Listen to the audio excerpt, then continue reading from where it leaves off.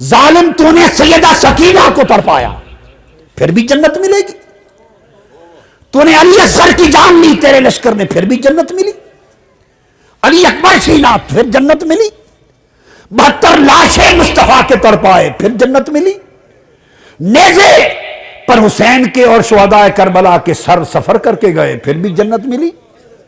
تو نے دمشق کے دربار میں اپنی چھڑی حسین کے لبوں پر ماری اور کہا میں نے بدر والوں لوگوں کا بدلہ لے لیا، پھر بھی جنت رہی۔ اور معرکہ کربلا کے بعد جب اہل مدینہ نے یزید کی بیعت توڑ دی، کل کتب حدیث سیر اور تاریخ میں درج ہے، تو اس نے مدینہ پر حملہ کیا، 10,000 اہل مدینہ شہید کرائے، 700 جلیل القدر صحابی شہید کرائے۔ یزید کے لشکر نے حضرت ابو سعید خدری نابینا ہو گئے تھے، ان کی داڑھی پکڑ کے تھپڑ مارے۔ مسجد نبوی میں اذان معطل کر دی، اقامت معطل کر دی، نماز معطل کر دی۔ 3 دن مصطفیٰ کے مزار پر اذان نہیں ہوئی، مسجد نبوی میں اذان نہیں ہوئی۔ اور ہر کتاب میں البدایہ والنہایہ میں، تاریخ طبری نے، تاریخ الخلفاء میں، ابن اسیر میں، تاریخ خلدون میں، تاریخ ذہبی میں، ہر سیرت کی اور تاریخ کی کتاب میں درج ہے۔ لشکر بھیجتے ہوئے یزید نے کہا میں تم پر مدینہ شہر 3 دن کے لیے حلال کرتا ہوں، جو چاہو کرنا۔ پھر بھی جنت رہی۔ کون سی جنت ہے تمہاری؟ مذاق ہے۔ اگر تو جنت مصطفیٰ کی ہے اور بانٹنے والے اس کے حسن اور حسین ہیں اور فاطمۃ الزہرا ہے، پھر اس جنت کی بات کرتے ہو؟ جس نے 3 دن روضہ رسول پر خچر باندھے، یزید کی فوج نے اونٹ باندھے، 3 دن حضور کی مسجد نبوی میں اذان نہ ہوئی، حضرت سعید بن مسیب رضی اللہ تعالیٰ عنہ دوڑ کے گھر نہ جا سکے، فوجی گھسائے اندر، وہ منبر کے نیچے چھپ گئے۔ حضرت سعید بن مسیب تابعی، وہ کہتے ہیں خدا کی قسم 3 دن تک حضور کی قبر انور کے پاس میں چھپا رہا، چونکہ اذانیں تو ہوتی نہیں تھی، نماز بند تھی، خچر گھوڑے باندھ دیے تھے، تو نماز کے وقت کا مجھے پتہ چلتا تھا، قبر مصطفیٰ سے اذان کی آواز آتی تھی۔ اس نے ادھر معرکہ کربلا بپا کیا اور تاجدار کائنات کو تڑپایا، ادھر شہر مدینہ میں خون عام کیا اور حضور کی قبر انور اور مسجد نبوی کو ویران کیا۔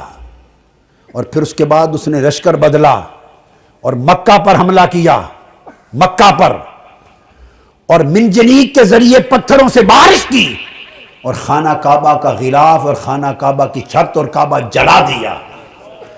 ادھر کعبہ جل رہا تھا، ادھر یزید مسلسل اپنے احکام بھیج رہا تھا، تو احراق کعبہ کے دوران اسے کولنج کا درد ہوا، 3 دن تڑپا اور واصل جہنم ہو گیا۔ کعبہ جلانے کے عمل کے دوران مر گیا، اس کو تو توبہ بھی نصیب نہیں ہوئی، کرتا بھی تو قبول نہ تھی۔ یہ اس کے کارنامے ہیں، یہ اس کے کارنامے ہیں۔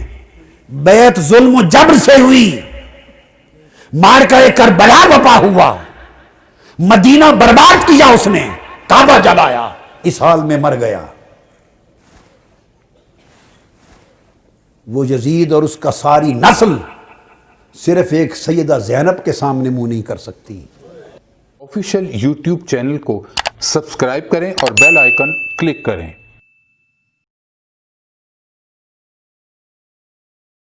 ظالم تو نے سیدہ سکینہ کو تڑپایا، پھر بھی جنت ملے گی۔ تو نے علی اصغر کی جان لی تیرے لشکر نے، پھر بھی جنت ملی۔ علی اکبر چھینا، پھر جنت ملی۔ 72 لاشیں مصطفیٰ کے تڑپائے، پھر جنت ملی۔ نیزے پر حسین کے اور شہداء کربلا کے سر سفر کر کے گئے، پھر بھی جنت ملی۔ تو نے دمشق کے دربار میں اپنی چھڑی حسین کے لبوں پر ماری اور کہا میں نے بدر والوں لوگوں کا بدلہ لے لیا، پھر بھی جنت رہی۔ اور معرکہ کربلا کے بعد جب اہل مدینہ نے یزید کی بیعت توڑ دی، کل کتب حدیث سیر اور تاریخ میں درج ہے، تو اس نے مدینہ پر حملہ کیا، 10,000 اہل میدان شہید کرائے، 700 جلیل القدر صحابی شہید کرائے۔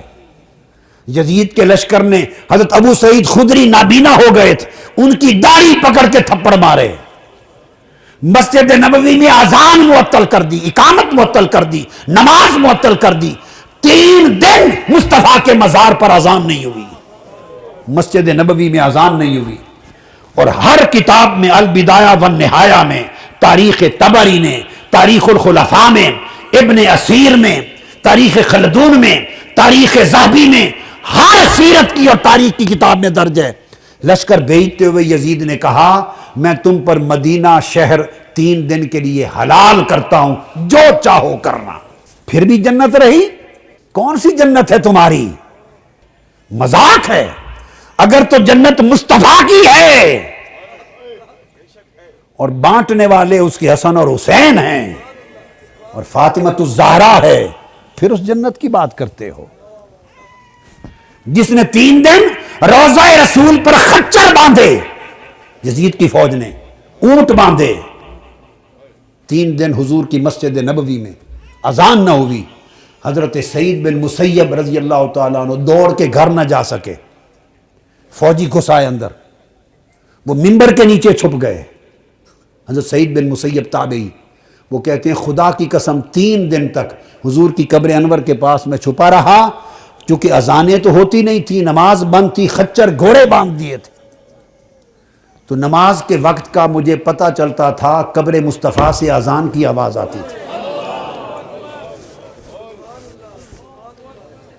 اس نے ادھر مارکہ کربلا بپا کیا اور تاجدار کائنات کو تڑپایا، ادھر شہر مدینہ میں خون عام کیا اور حضور کی قبر انور اور مسجد نبوی کو ویران کیا، اور پھر اس کے بعد اس نے لشکر بدلا اور مکہ پر حملہ کیا، مکہ پر، اور منجنیق کے ذریعے پتھروں سے بارش کی اور خانہ کعبہ کا غلاف اور خانہ کعبہ کی چھت اور کعبہ جلا دیا۔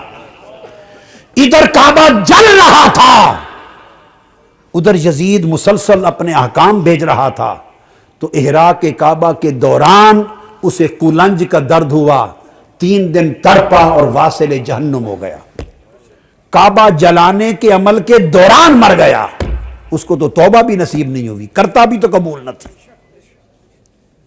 یہ اس کے کارنامے ہیں، یہ اس کے کارنامے ہیں۔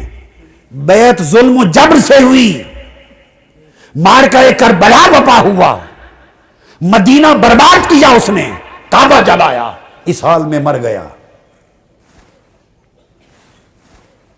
وہ یزید اور اس کا ساری نسل صرف ایک سیدہ زینب کے سامنے منہ نہیں کر سکتی۔